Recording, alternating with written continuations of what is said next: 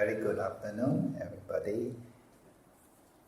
Today, our subject is the 5 factors of concentration. It's a very wide subject. I would like to go through the basic. Which area you are interested in, then I will expand it and I will explain more. And these 5 factors arises in our mind the whole day, all the time. I will explain it more deeply in the Abhidhamma way.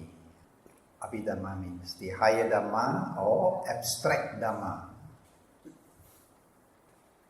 So when we talk about concentration, in the Dhamma, in meditation, we always talk about the wholesome concentration that we develop in our practice. But these factors, not only they appears in our practice in meditation, but also in our everyday life, in the unwholesome mind as well. So these factors are either arises in the wholesome or unwholesome, depending on the other mental states or roots. These factors are more like water.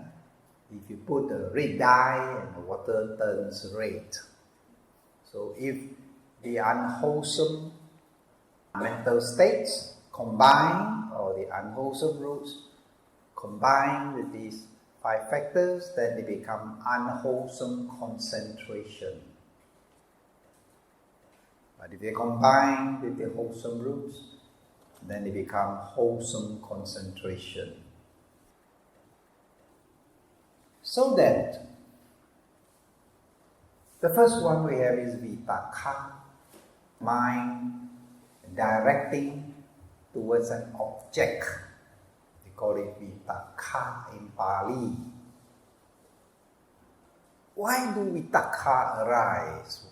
How do vitakka arise?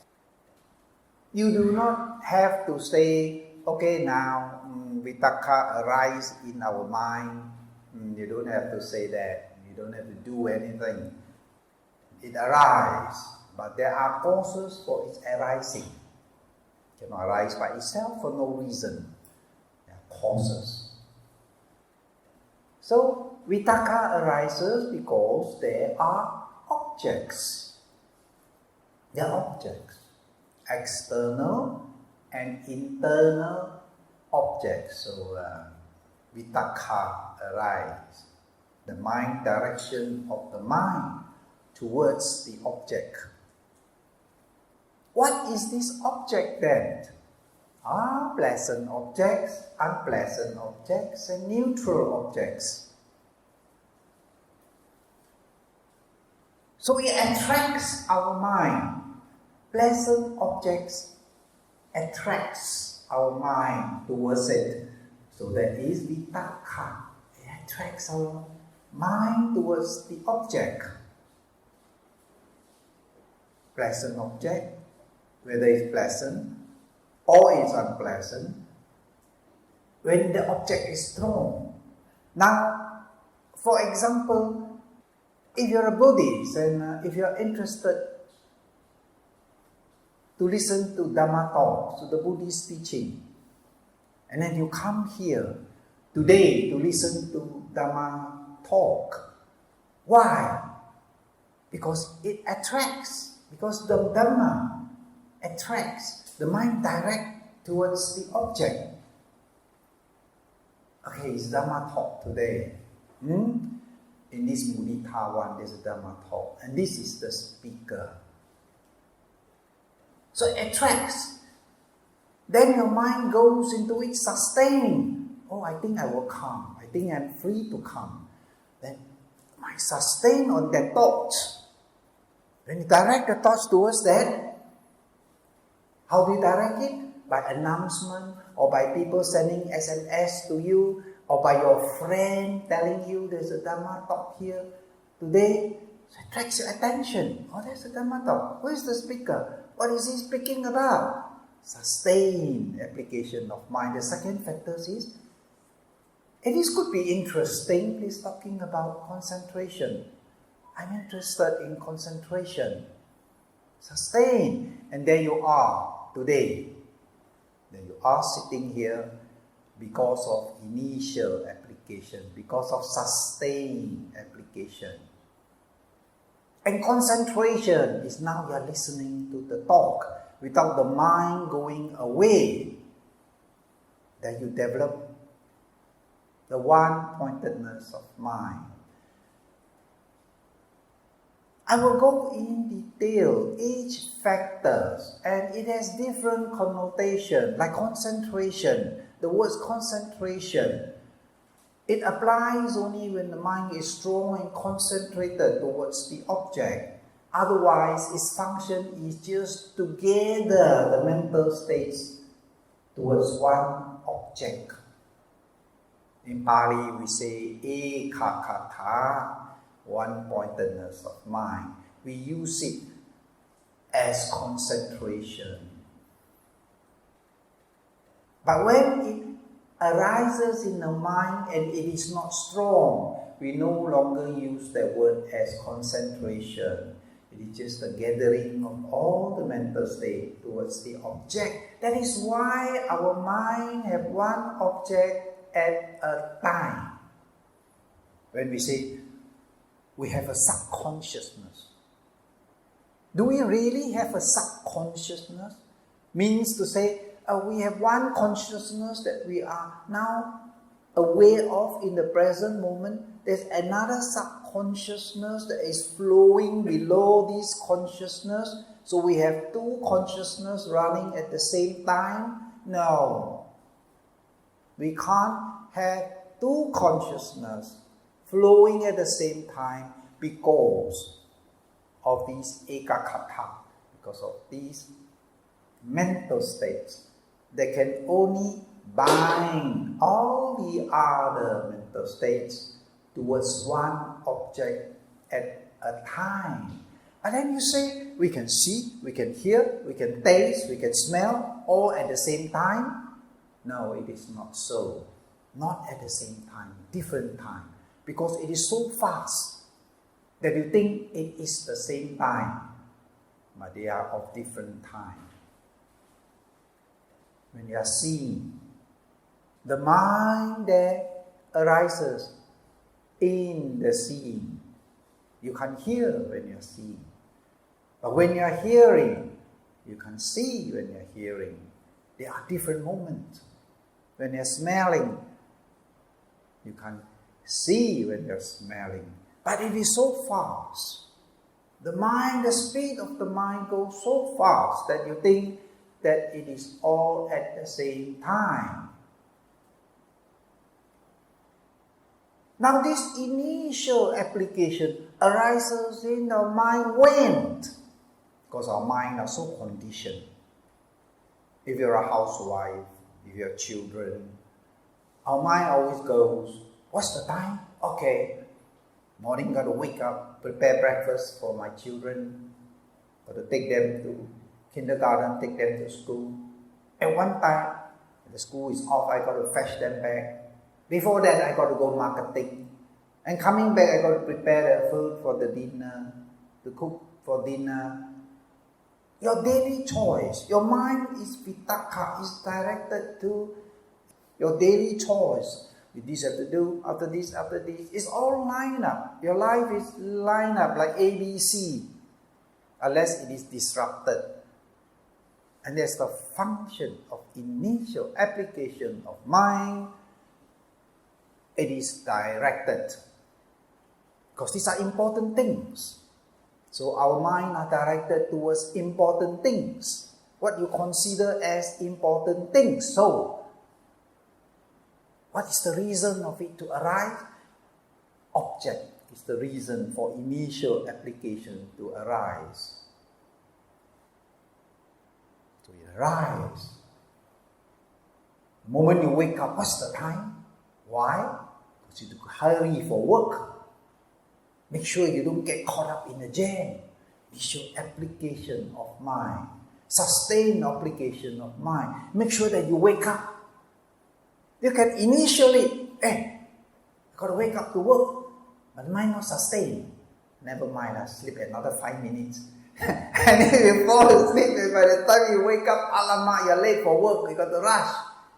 Sustain. It holds the initial application there, and it tells you, come on, wake up, wake up, wake up, wake up. You can't miss this bus, or you can't miss the train, or you can't miss the time, then you get into a jam. So the reason for initial application is the objects. So the important things in your life.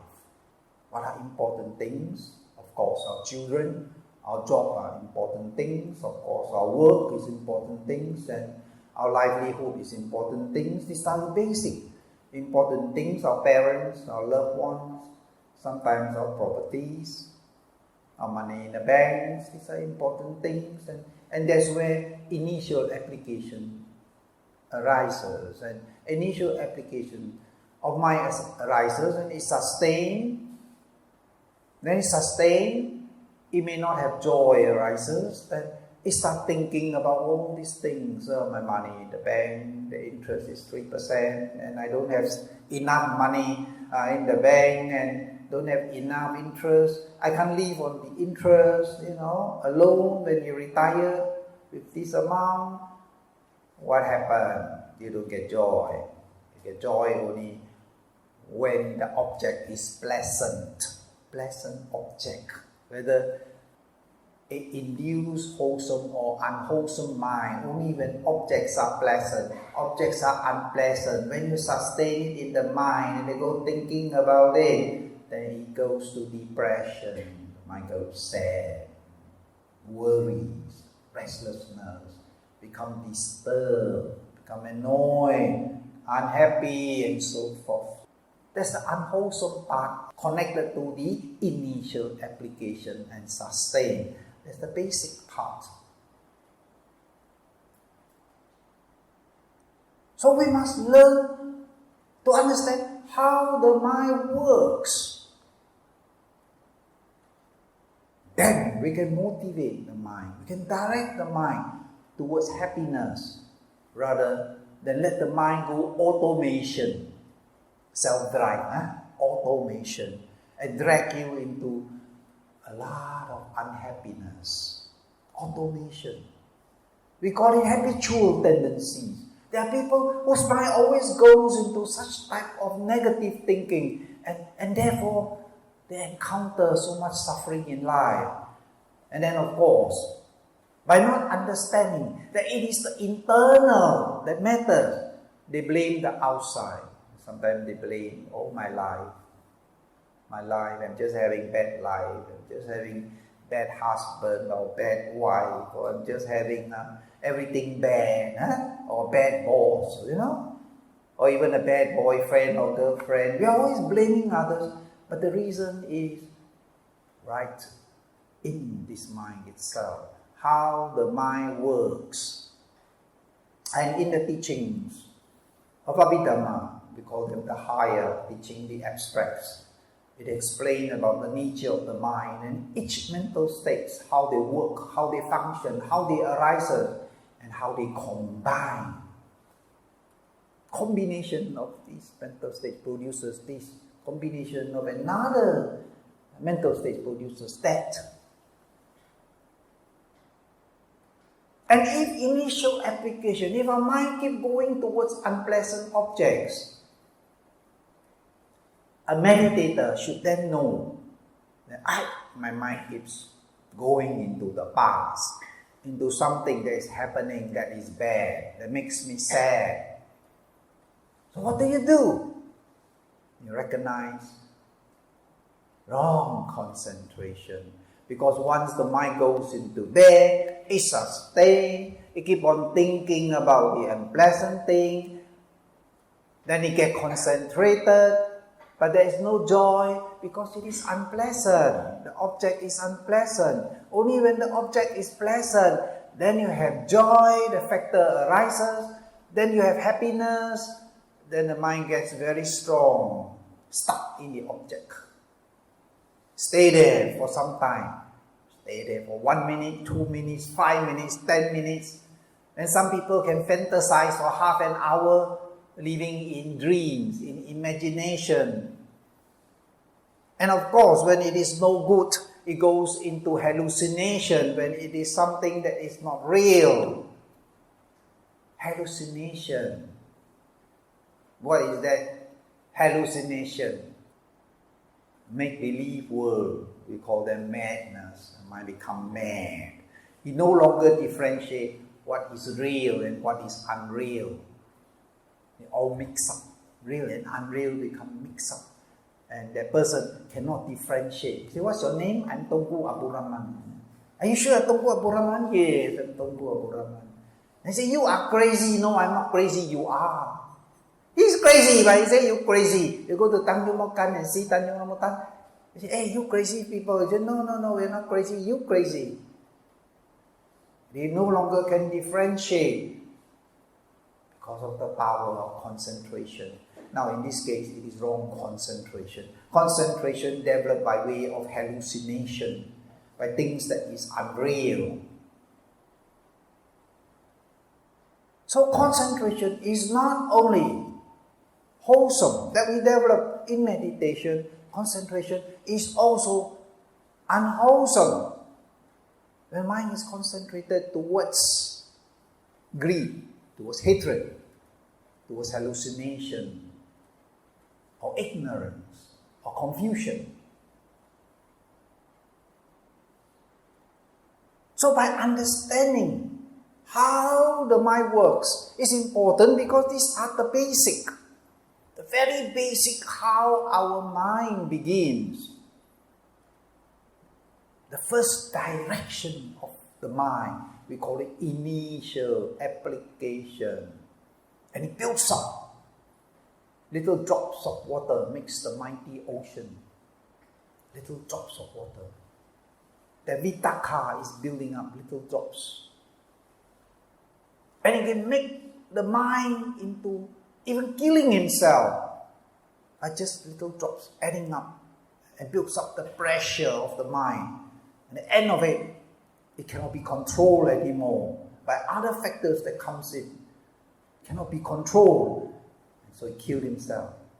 Then we say, of course, it's the madness of the mind. 4 types of madness. Madness by craving, madness by hatred, madness by karma, madness by ignorance or hallucination. When you think too much, thinking too much that is unreal, one becomes mad. So the 4 types of madness taught by the Buddha.